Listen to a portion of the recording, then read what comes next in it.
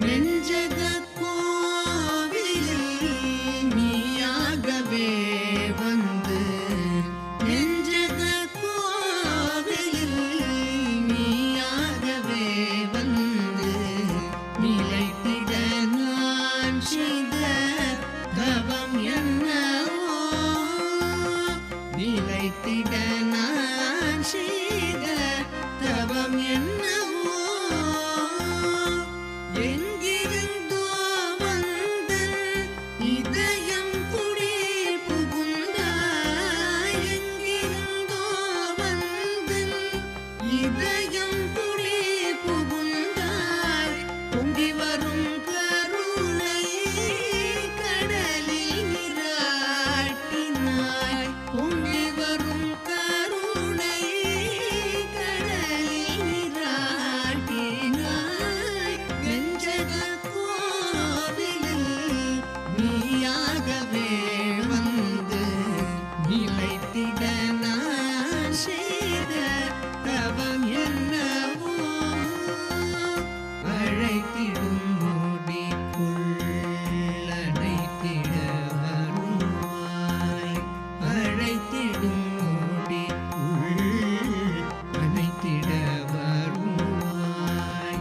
அமுதூறும் விழிகளால் அருள்மழை பொழிவாய் அமுதூறும் விழிகளால் அருள்மழை பொழிவாய் அரும்பிடும் உருவலில் கரைந்திடும் எனக்கு அரும்பிடும் உருவலில் கரைந்திடும் எனக்கு இடமுடன் திரு பதமலர் கண்டே இதமுடன் திரு பதமலர் கண்டே நெஞ்சகன் கோவிலில் நீயாகவே வந்து நிலைத்திட நான் செய்த தவம் என்னவோ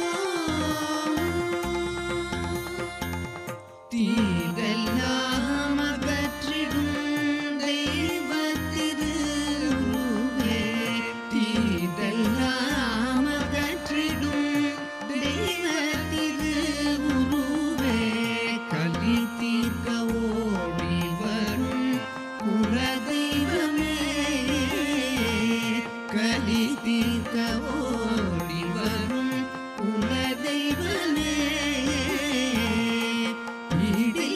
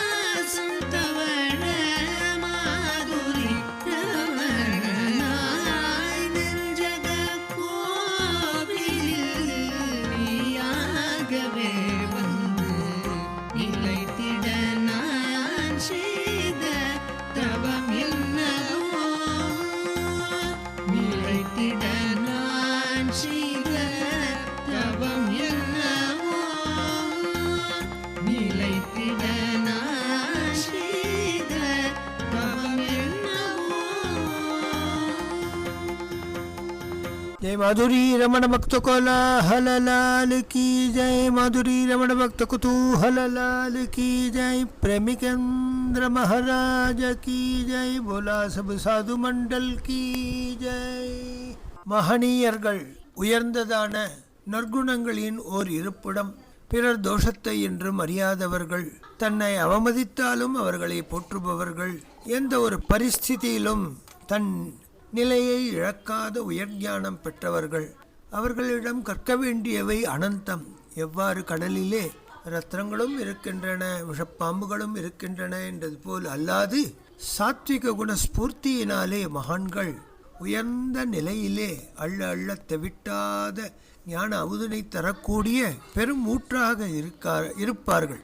வாஞ்சா சஜ்ஜன சங்கதௌ பரகுணே பிரீதிர் குரௌ நம்ரதா. வாஞ்சா சஜ்ஜன சங்கதௌ பரகுணே பிரீதிர் குரௌ நம்ரதா. வித்யாயாம் வ்யசனம் ஸ்வயோஷிதீரதிர்லோகாபவாதாத் பயம். வித்யாயாம் व्यसनं स्वयोषितीरतिर्लोकापवादात् भयं. भक्तिशूलिनी शक्तिरात्मदमने संसर्गमुक्तिः खलैः. भक्तिशूलिनी शक्तिरात्मदमने संसर्गमुक्तिः खलैः. एते येषु वसन्ति निर्मलगुणास्तेभ्यो महद्भ्यो नमः. एते येषु वसन्ति निर्मलगुणाः तेभ्यो महद्भ्यो नमः. வாஞ்சா சஜ்ஜன சங்கதோ. சதா அழைப்பு யாதும் இல்லாவிடினும் சாதுக்களுடைய சங்கம் எங்கு நடக்கின்றதோ, சஜ்ஜனர்கள் சங்கத்திலே தேடி ஓடி நம்மை நாம் அதிலே ஈடுபட்டு இருக்க வேண்டும். பரகுணே பிரீதிஹி. மற்றவர்களிடம் லவலேசமும் ஒரு சத்குணம் இருக்குமாயில் அதை போற்றி மகிழ வேண்டும். குரௌ நம்ரதா. சர்வஜனான கர்த்துமகர்த்தும் அந்யதா கர்த்தும் சர்வசக்தனான ஞானத்தின் ஓர் வடிவினனான ஞானதாதாவான நமக்கு வாழ்வாதாரமாகவும் ஜீவாதாரமாகவும் இருக்கக்கூடிய குருநாதாளிடம் ஒழுக்கம் நிறைந்ததான அடக்கம் நிறைந்ததான வினயசீலம் வேண்டும். வித்யாயாம் வ்யசனேயே. அனைத்தும் அறிந்து கொள்ள வேண்டும் என்னும் விஷயத்திலே ஒரு நிகரில்லாத ஈடுபாடு வேண்டும். ஸ்வயோஷிதீரதிர். தன் மனைவியிடம் என்றும் குறையாத அன்பு. லோகாபவாதாத் பயம். லோக அபவாதத்திற்கு பயப்பட வேண்டும். நம்மை யாராவது இகழ்ந்து விடாது இருக்கும்படி நம்மை நாம் திருத்திக் கொள்ள வேண்டும். பக்தி ஷூலினி. பரமசிவனாரிடத்திலே உயர்ந்த பக்தி கொண்டொழுக வேண்டும். சக்திராத்மதமனே. நம்மிடம் இருக்கும் ஆத்மசக்தியினாலே நமது ஆத்மாவையே நாம் சுத்தீகரணம் செய்ய வேண்டும். என்றும் பிறரை அவருடைய மனம் புண்படும்படி பேசாதிருக்க கற்றிருக்க வேண்டும். சம்சர்க முக்தி கலைஹி. யாதொரு பரிஸ்திதியிலும் துராத்மாக்களிடம் துர்ஜனரிடம் யாதொரு சங்கமும் இல்லாத ஒரு நிலையிலே ஏதே ஏஷு வசந்தி. இவ்வனைத்தும் எவரிடத்திலே ஒன்று கூடி இருக்கின்றதோ நிர்மல குணாஹ தேப்யோ மஹத்யோ நமஹ. ஏதே ஏஷு வசந்தி நிர்மல குணாஹ தேப்யோ மஹத்யோ நமஹ. இவ்வாறு உயர்ந்த நற்குணங்களின் ஒரு இருப்பிடமான மகான்களிடம் மகனீயர்களிடம் குருநாதாளிடம் பக்தி கொண்டு ஒழுக வேண்டும். வினயத்தோடு இருக்க வேண்டும். அவர்களுடைய சங்கத்தை நாம் நாடி தேடி அடிக்கடி ஓடி நம்மை நாம் சுத்தீகரணம் செய்து கொள்ள வேண்டும் என்று இவ்வனைத்தும் ஓர் நிலை கொண்ட ஒரு மகனீயராக, மகா தபஸ்வியாக, மகாவதான்யராக, பிரமிக்கோர் பெரும் நிதியாக, ஞானத்திற்கோர் ஒரு பெரும் கடலாக, வற்றாத அருட்சுனைக்கு என்றும் வற்றாத சமுத்திரத்திற்கு இணையாய் இருந்தவர். அமைதியின் ஓர் சொரூபம், ஆழ் ஞானத்தின் ஓர் சொரூபம், சகலத்தையும் அறிந்து கொள்ளும் சர்வஜனாக இருந்த போதிலும் தன் பெருமையை தான் கூறி அறியாத ஒரு மகனீயர். அப்பேற்பட்ட குருச்சரணார விந்தங்களிலே பிரேமிக புஷ்பாஞ்சலியை இந்த பாகம் 3 யதாமதி யதாசக்தி அனுபவித்து தத்வாரா உயர்ந்த குருபக்த ரத்தர்களாக அனைவரும் வாழ வேண்டும். குரும் பிரகாஷியே தீமான் என்றபடி சற்றேனும் நமக்கு லவலேசமாகவும் பக்தி இருப்பின் குருநாதாளுடைய பெருமையை கூறி மகிழ வேண்டும் என்ற வாக்கிற்கிணங்க கட்டது கெட்டது வனையத்தையும் மனதில் வைத்து இதை துவங்குகின்றோம். நமக்கு பெரும் ஆதரவு தந்து ராதிகா ராதாகிருஷ்ணன் பாடி அனுப்புகின்ற அபங்கங்களாகட்டும், மைத்திலி ராஜாராமன் அவர்கள் மனமு வந்து அனுமதித்த பிரேமிக்க கீதங்களாகட்டும், இவ்வனைத்திற்கும் நாம் நன்றி கடமை செலுத்தி இந்த பாகத்தினை துவங்குகின்றோம். கிருஷ்ண கீர்த்தன சுகான நர்த்தனம் கிருஷ்ணநாம ஜப தியான நிஷ்டிதம் கிருஷ்ண கீர்த்தன சுகான நர்த்தனம் கிருஷ்ணநாம ஜப தியான நிஷ்டிதம் கிருஷ்ண பிரேமமிஹ தான உத்சுகம் கிருஷ்ண பிரேமமிஹ தான உத்சுகம் பிரேமிகேந்திரவரதம் உபாஸ்மஹே கிருஷ்ண பிரேமமிஹ தான உத்சுகம் பிரேமிகேந்திரவரதம் உபாஸ்மஹே பக்தவிருந்த பரிசிஷ்டதேவிதம் பக்தவிருந்த பரிசிஷ்டதேவிதம் गन्धपुष्पतुलस्याभिपूजितं गन्धपुष्पतुलस्याभिपूजितं नामहार कुसुमैः शोभितं नामहार कुसुमैः सुशोभितं प्रेमिकेन्द्रवरदम् उपास्महे प्रेमिकेन्द्रवरदम् उपास्महे. கிருஷ்ண கீர்த்தன சுகான நர்த்தனம். கிருஷ்ண பஜனையிலே தன்னை மறந்தவர், தன்னை மறந்து ஆடிக்கொண்டிருப்பவர், தன்னை மறந்து பாடிக்கொண்டிருப்பவர், கிருஷ்ணநாம ஜபத்திலோ தியானமக்னராக இருப்பவர், தன்னை உலகை மறந்து நாம ஜபத்திலே கிருஷ்ணநாம ஜபத்திலே ஈடுபட்டிருப்பவர், கிருஷ்ண பிரேமையை நமக்கு சதா வர்ஷிப்பவர், கிருஷ்ண பிரேமையின் நிகூட தத்துவத்தை போதிப்பவர், அதில் நமக்கு வித்தரணம் செய்வதிலே சந்தோஷப்படுபவர். பிரேமிகேந்திர வரதம் உபாஸ்மஹே. உயர்ந்ததான காஞ்சிவரதனை போல் தன்னிகர் இல்லாத ஈடு இணையில்லாத தானங்களை வர்ஷிப்பவர், நமக்கு கிருபையை வர்ஷிப்பவர், போஷிப்பவர், நம்மை வளர்ப்பவர் நமது பிராணநாதரான பிரேமிகேந்திரன். அவரை உபாசிக்கின்றேன். பக்த விருந்தம் பரிசிஷ்ட சேவிதம். சூழ்ந்திருந்து பக்த விருந்தமானது அவர் குறிப்பறிந்து அவருடைய கஞ்சாடியிலேயே அனைத்தும் செய்யும் உயர்ந்த தேர்வு பெற்றவர்களாக இருக்கிறார்கள். கந்த புஷ்ப துளசியாபி பூஜிதம். இவைகளினாலே அனவரதம் பூஜிக்க பெறுபவர். நாமஹார குசுமைஹி சுசோபிதம். எண்ணற்ற கீதங்களை எழுதி வழங்கிய எண்ணற்ற மகனியர்கள், குறிப்பாக சிவகாமண்ணி கிருஷ்ணதாஸ் தம்பதிகள் போன்ற உயர் வக்தாக்கள் வாடாமலர்களை, கிருஷ்ண கானமலர்களை, பிரேமிக கானமலர்களை, பிரேமிக தியான மலர்களை பாடி அதனால் அர்ச்சிக்கப்படுபவர் பிரேமிகேந்திர வரதம் உபாஸ்மஹே. பேர்பட்ட பிரேமிக வரதனை நான் ஸ்மரிக்கின்றேன். ஒரு நாள் வெளியூர் சென்ற அவர் தந்தை வரும்பொழுது 4 திருடர்களால் சூழப்பெற்றார். கள்ளர் பயத்தினால் அவர் தந்தை தவித்தார். நடு நிசிவேளை யாரும் இல்லாத நிலையத்திலே திருடர்கள் இவரிடம் இருக்கும் அனைத்தையும் பிடுங்க தயாரான பொழுது ராகவா என்று அவர் கதறினார். ஒரு மாட்டு வண்டியிலே இருவர் வந்து அவர்களை விலக்கி இவரை ஏற்றிச் சென்று ஊரிலே கொண்டு விட்டு மறைந்தனர். நமது அம்பி இப்பொழுது ராமகிருஷ்ணனாக ஆகிவிட்டார், ராமகிருஷ்ண சாட்சிகளாக ஆகிவிட்டார், மகா தபஸ்வியாக ஞானப்பொலிவு மிற்றவராக ஆகிவிட்டார்.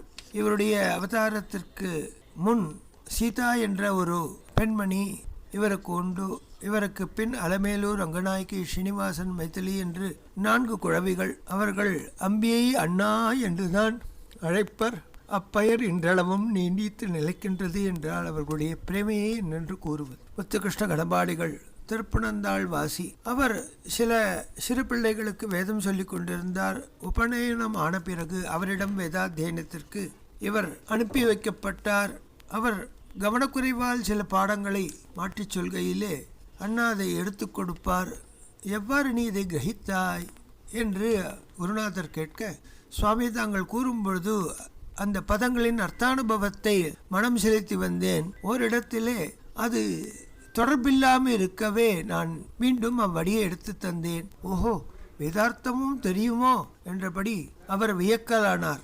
அப்பொழுது அவர் அப்பாவை யாதృச்சிகமாக சந்தித்த அந்த கணபாடிகள், அப்பா உன் குழந்தை மகாமேதாவி, அதனால் அவனுக்கு நான் சொல்லிக் கொடுக்க லாய்க்கில்லை, அவன் சர்வஜனாக இருக்கிறான் என்று சொல்லி ஆனந்த பாஷ்பமிட, அண்ணா பிரீதாவிடமிருந்தே காவிய பாடாதிகளை கற்கலானார். ரகுவம்சம், குமார சம்பவாதி உயர் கிரந்தங்கள், பல்வேறு உயர் கவிதைகள் இவ் அனைத்தையும் கற்றறிந்தார். ஒரு முறை ஒரு ஓலைச்சுவடியிலே ராகவாஷ்டகத்தை எழுதி அவ்யக்தம் தத்பரம் பிரம்மா என்ற முடியும் அதை எழுதி வைத்துவிட்டு வெளியே எப்பொழுதும் போல் ஊர் சுற்ற கிளம்பினார். அதை பார்த்த தந்தை மிகவும் சந்தோஷமும் வியப்பின் எல்லையும் அடைந்தார். காரணம், அவனுக்கு மேதாசக்தி அதிகரித்து தானே காவியங்களை புனையும் சக்தியும் பெருகிட்டு உள்ளது என்பதை தான் உள்ளார்ந்த அனுபவத்தினால் அறிந்து கொண்டார். உத்தரச்சம்பு முதலான உயர் கிரந்தங்களையும் போதித்தார். சிவகிருஷ்ண சாஸ்திரிகள் என்ற மகாகுரு அவரிடம் காவிய பாடத்தை மேலும் படிக்க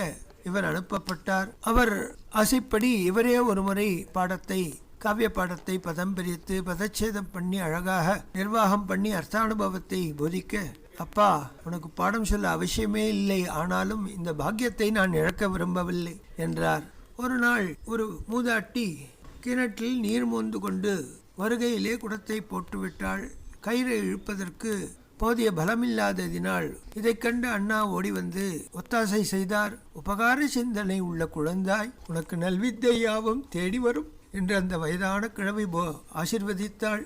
சில நாட்களுக்கு பிறகு திருவிடைமருதூர் வேத பாடசாலையிலே வேதாத்தியனத்திற்காக அனுப்பப்பட்டார். அவ்விடத்திலே காஞ்சி மகாசுவாமிகளின் சீடரான ஸ்ரீ புதுப்பிரிவாள் ஜெயேந்திர சரஸ்வதி அதற்கு பூர்வாசிரமத்திலே இவருடன் சகபாட்டியாக இருந்த அனுபவத்தையும் பெற்றார். அதே தெருவிலே வெங்கட்ராம் பகதூர் என்ற மகனீயர், அவர் சூர்தாசரை போல் கண்ணிழந்தவர். அண்ணா அந்த பஜனை சத்தம் கேட்டால் பாடத்திலே புத்தி போகாது, அவருடன் பஜனைக்கு போக வேண்டும். அதுபோல் ஒரு பேர் ஆவல் கொண்டிருந்தார். எட்டி பார்ப்பார்.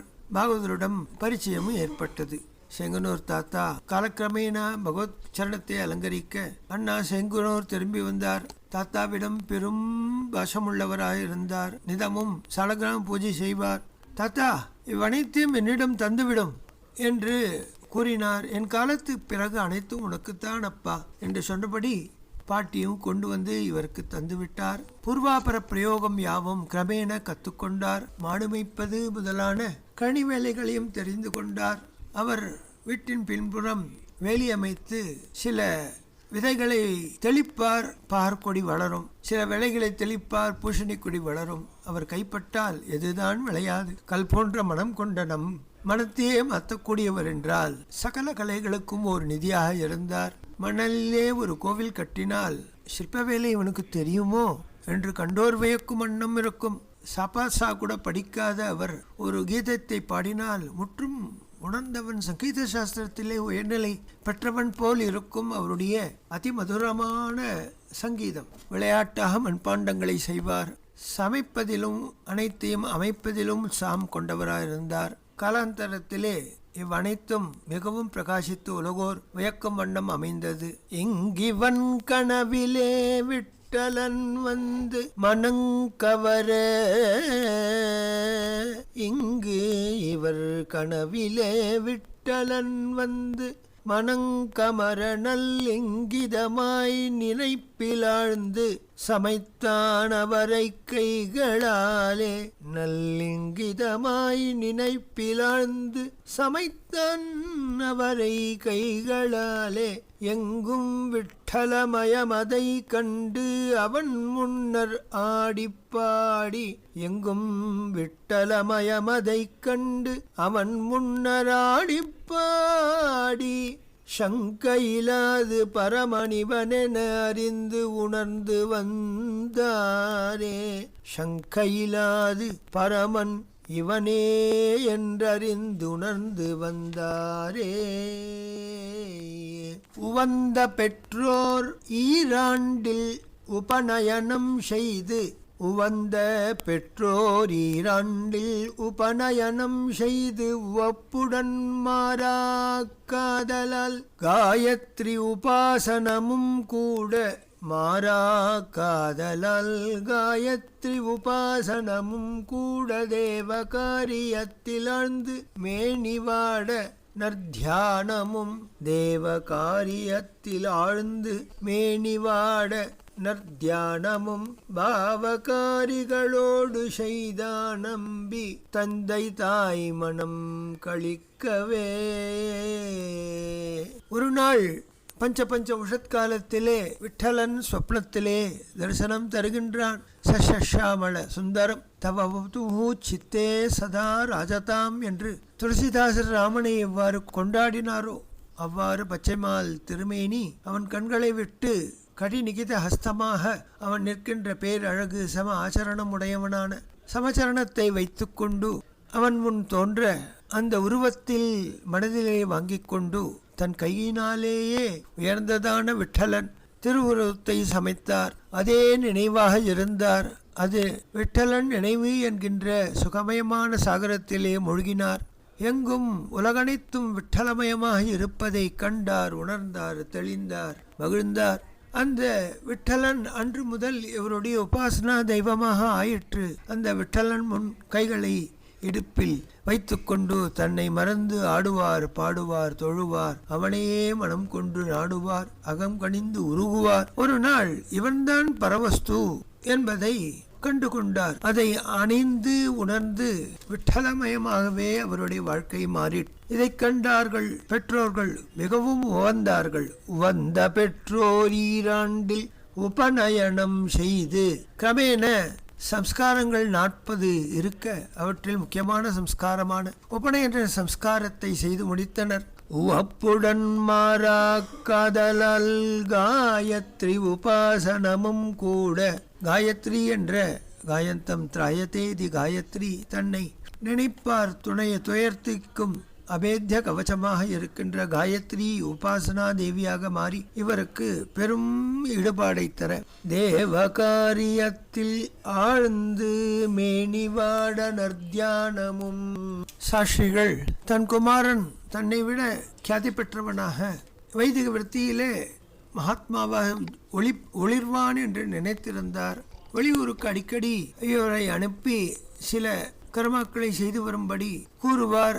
ஆற்றங்கரையிலோ அல்லது அமைதியான சூழல் நிறைந்த வயல்வெளிகளிலோ அல்ல சமாதி தலங்களிலோ பாழடைந்த கோவில்களிலோ கண்டுவிட்டால் அங்கு தியானத்தில் அமர்ந்து விடுவார். தான் எந்த விஷயத்திற்காக செல்கின்றோம் என்பதையே மறந்து விடுவார். வீடு திரும்பி விடுவார். பல்முறை இவ்வாறு ஏற்பட்டது. ஒரு நாள் இரவு நள்ளிரவு முதல் பஞ்ச உஷத்காலம் வரை தியானம் செய்து அதை விடாது செய்ய வேண்டும் என்று தீர்மானித்திருந்தார். சிவபிரகாசானந்தகிரி சுவாமிகள் என்ற ஒரு அவதூத சந்நியாசி இவரை கண்டுவிட்டார். அவரை கண்டு அவர் பைத்தியம் பிடித்த சந்நியாசி என்று நினைத்து ஒதுங்கினார். சிலர் அவரை வாய்க்கு வந்தபடி திட்டுவர், தடியை கொண்டு அடிப்பர் அல்லது அதட்டி ஜலத்தை கொட்டி திண்ணையில் படுத்திருந்தால் அவர்களை விரட்டுவார். ஒரு நாள் ஏகாந்தத்திலே இவரை ஓடி வந்து அணைத்து கொண்டு கண்ணா வா என்று அவரை ஆறத் தடவி முத்தமிட்டு தலையிலே கை வைத்து அனுகிரகம் செய்தார். மறுநாள் முதல் அவ்வூர் இருந்து அவர் வெளியே சென்று விட்டார். அந்த அவதூதர் பிற்காலத்திலே இவருக்கு துவாசாட்சரி மகாவித்யை போதித்தார். அது அவருடைய வாழ்விலே பெரும் மாற்றங்களை தந்தது. இவ்வாறு இருக்கையிலே பலமுறை இவர் இவ்வாறு செய்த காரியத்திற்காக தியானத்தில் அமர்ந்து விட்டார். தன்னை மறந்து விடுவார். அவ்வாறு ஒப்புக்கொண்ட ஒரு வைதிக காரியத்திற்கு செல்லும் பொழுது ஒரு தென்னந்தோப்பிலே தன்னையும் மறந்து தியானத்தில் இருக்க அவன் கண்ணை விழித்தவுடன் தான் செய்த தவறுக்காக வருந்திய பண்டியே தந்தையிடம் அவப்பெயரை உண்டாகுமே என்று व्यसனத்தோடு வந்தால் வீட்டிற்கு வந்து பார்த்தால் நீ நன்றாக செய்து வைத்தாயாமே என்று கூறினார். தான் உபாசிக்கும் அந்த பாண்டுரங்கன் தான் தன்னை காத்தருளான் போலும் என்று நினைத்து அண்ணா சந்தோஷப்பட்டார். தேவகாரியத்தில் ஆழ்ந்து மேனிவாட நற்தியானமும் செய்தானம்பி தந்தை தாய் மனம் கழிக்கவே. கழித்திடுவர் ரகசியமாய் யோக சாதனை விகசிக்க மௌனமுடன் பேரணிந்திடும் பாகவத பட்டணம் உபன்யாசமும் செய்தே விழித்திடுவார் பரனை பாடியாடி அகம் கரைந்து ஜகம் வியக்க தளிரிவன் பெருமையன்னே காதலும் இளையன் மேலே கழித்திடுவர் ரகசியமாய் யோக சாதனை விகசிக்க மௌனமுடனே பேரளித்திடும் பாகவத படனம் உபன்யாசமும் செய்தே கழித்திடுவார். ஏகாந்தத்திலே யோக சாதனை. இப்பொழுது சைபர்ஜி என்ற மகானுடன் தொடர்பு ஏற்பட்டு உயர்ந்த யோக சாதனையிலே தன் உடலை வருத்தி யோகாபியாசாதிகளை செய்து சமதமாதி அஷ்டாங்க யோகத்தை பயின்று உலகவர் தெரியாதபடி ஏகாந்தமாக செய்த அந்த ரகசியமான சாதனை மெல்ல மெல்ல தூய்மையான மனம் கொண்ட அவருடைய சித்தத்திலே சித்த லயம் ஏற்பட்டு அது விகசிக்க மௌனம் அவருக்கு உறுதுணையாக இருந்தது. ஆனால் இவர் மௌனியாக இருக்க பிறந்தவர் அல்லவே. ஜகதுய்ய உயர்ந்ததான ஸ்ரீமத் பாகவத பఠனம் மற்றும் உபன்யாசம் செய்வதே அவருடைய இரு கண்கள். அதற்காக வல்லவோ அவதாரணம் என்ற ரீதிக்கு இணங்க உயர்ந்த அன்று வரை கெட்டிராத உயர்ந்த பதச்சேதங்களை செய்து மிக அழகாக அவர் படிக்கும் பொழுதே கேட்போர் மனத்திலே அர்த்தபாவம் விசேஷார்த்தம் சுவாபதேசார்த்தங்கள் ஸ்புரிக்குமா போலே படிப்பார். அவருடைய உபன்யாசமோ ஞானமயமான பெரும் இடிகர்ச்சித்து பெரும் மழை கொட்டுவது போல் ஒரு அவருடைய உபன்யாசம் ஆரம்பத்திலிருந்து கடைசி வரை லவலேசமும் யாதொரு தொய்வும் இல்லாது மகாவிஷ்டி போல் ஏற்படும். உபன்யாசமும் செய்தே விழித்திடுவார் பரனை பாடியாடி. உபன்யாசத்தை கேட்க எண்ணற்ற பஜனானந்தத்திலே தன்னை மறந்தவர்களான பாகவதோத்தமர்கள் வந்து கூடுவர். அவர்களுடன் இரவு பூர திவ்யநாம சங்கீர்த்தனம் செய்வார். பகல் பூர தானே ஸ்வயம் மூலப்பாட்டம் தன்னை பட்டனமாக செய்வார். அபராண்ண காலத்திலும் சாயங்கால வேளைகளிலும் உபன்யாசம். அனைவரும் உணவு உண்ட பின்னர் இரவிலே விடிய விடிய திவ்யநாம். சுகமயமான வாழ்க்கை. அகம் கரைந்து அடியாருடன் கூடி கலந்து ஆடி அகம் கரைந்து ஜகம் வியக்கும் கீர்த்தனானந்தத்தை விதரணம் செய்வார். தளிரிவன் பெருமையன்னே ஞானத்தளிர். ஆனால் சகலவிதமான ஸ்பூர்த்திகளின் சகலவிதமான ஞானத்தின் கரை கண்ட ஒரு வியக்தியான களிராக மாறும் காலம். இவர் தம் பெருமை என்னே காதலும் இடையன் மேலே. கள்வருக்கும் கள்ளனான கண்ணபிராணத்திலே பெரும் காதல் வேட்கையினாலே இவர் இவ்வாறு இருப்பார். இடை மருதூர் வெங்கடராமருடன் திருப்பனந்தாள் ஜெயதாசருடனும். இடை மருதூர் வெங்கடராமருடன் திருப்பனந்தாள் ஜெயதாசருடனும் தடையிலா பஜனை செய்யும் முழுகுசேரி சுவாமிநாதருடனும்.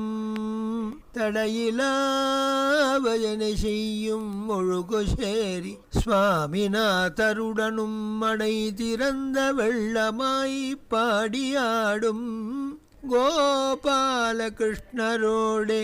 மடை திறந்த வெள்ளமாய் பாடியாடும் கோபாலகிருஷ்ணரோடே கடையவனிவர்க்கே என் நம்பி தொண்டாற்றினான் ஓர் உபாசனை போலே.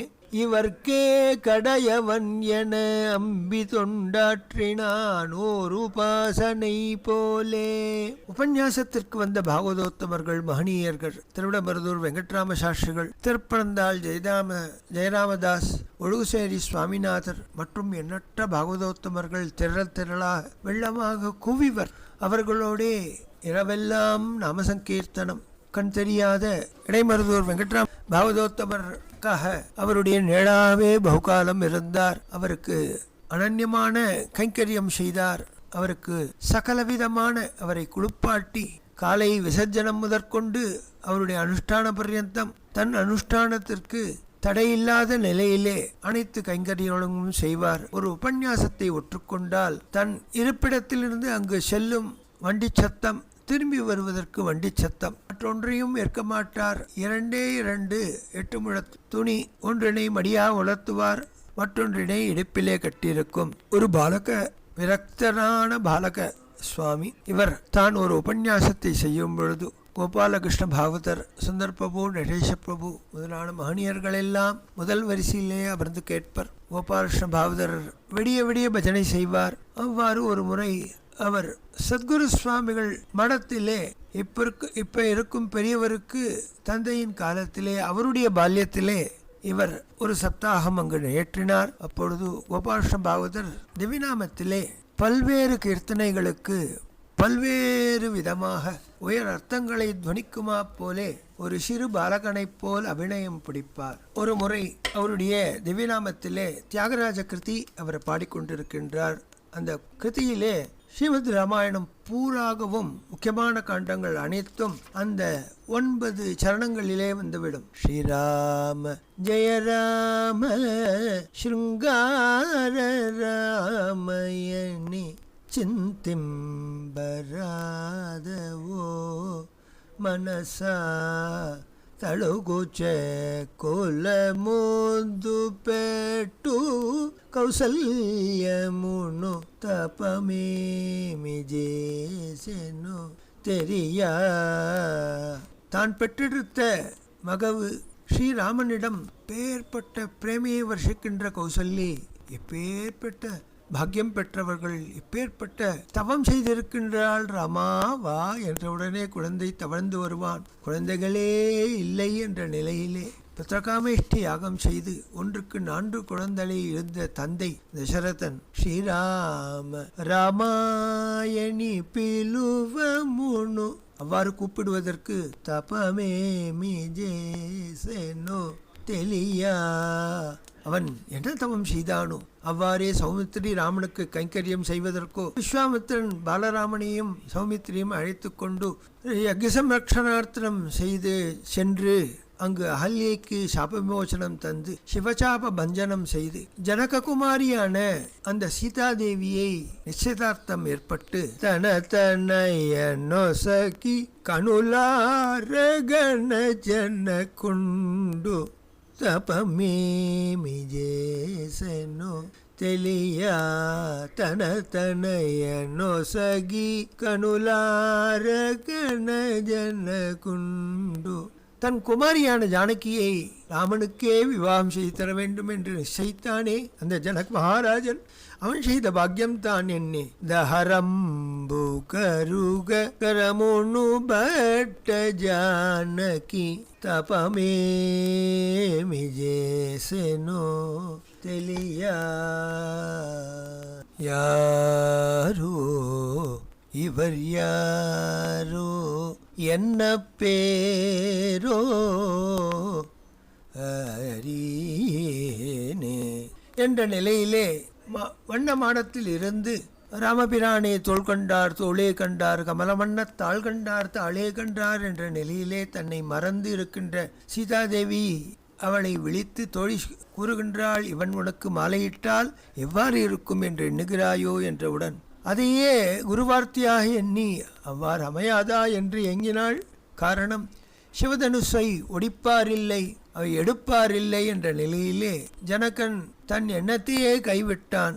அப்பேற்பட்ட நிலையிலே விஸ்வாமித்திரரோடு வந்த சிறுவர் இவர் மனத்தை கடந்து விட்டனர். தஹரம்பு கருக கரமுனு பட்ட ஜானகி, மெலிதான தன்வியான அந்த சீதாதேவியின் அரும்பு போன்ற கரங்களை கைப்பிடித்தானே தசரதகுமாரன்.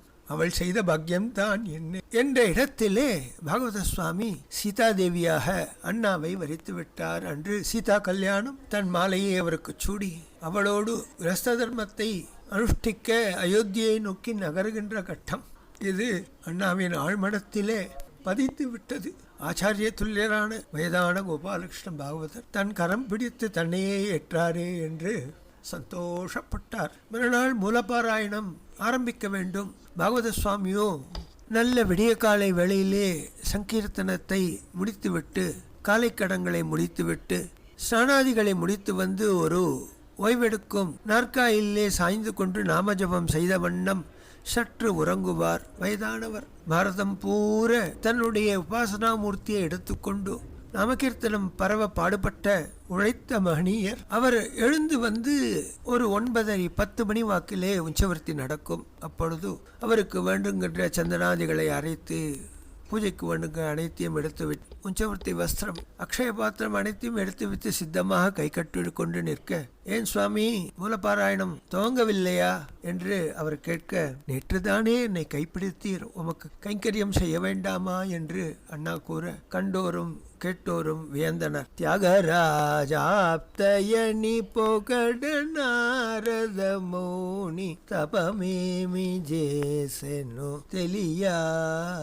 இவ்வாறு இருக்கையிலே ஒரு நாள் திவ்யநாம வேளையிலே நல்ல நடுநிச்சியிலே அண்ணாவிற்கோ இப்பொழுது ஒவ்வொரு திவ்யதேசம் தோறும் சென்று கண்ணபிராணி பல்வேறு கோலத்திலே காண வேண்டும் என்ற ஈடுபாடு மிகுந்திட அநேகமாக பகுவாக பல்வேறு திவ்யதேசங்களை செவித்து விட்டார். மன்னார்குடி கோபாலனிடத்திலும், ஸ்ரீரங்கத்திலே பெருமாளிடம், திருமலையிலும், காஞ்சிவர்தனிடத்திலும், சுந்தரபாபுவிடம் அவர் கொண்ட ஈடு இணையற்ற பிரேமை சொல்லி மாளாது. அவ்வாறு இருக்கையிலே நல்ல நடுஷி வேலையிலே ஒரு 5-6 பட்டர்கள் மன்னார்குடியிலிருந்து கார் எடுத்து வந்து, சுவாமி தாங்கள் ஒரு முறை மன்னார்குடி வர வேண்டும், இக்கணமே வர வேண்டும்.